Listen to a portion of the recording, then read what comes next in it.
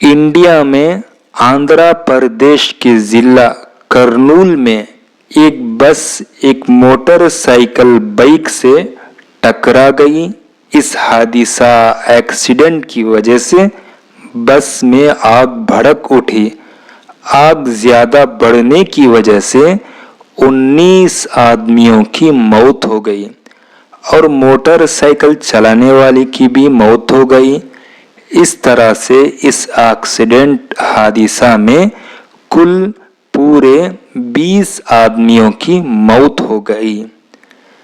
पाकिस्तान के बनू में चारमरी रोड पर नामालूम अफराद अजनबी आदमियों के फायरिंग से 4 आदमी जख्मी हो गए और उन 4 में से 2 आदमी की हालत ज्यादा खराब है, इस तरह से कहा जा रहा है। नेपाल के करनाली सूबे में मुसाफिरों की एक गाड़ी तकरीबन 700 फीट खाई में गड्ढे में गिरने की वजह से 8 आदमियों की मौत हो गई और 10 आदमी जख्मी हो गए।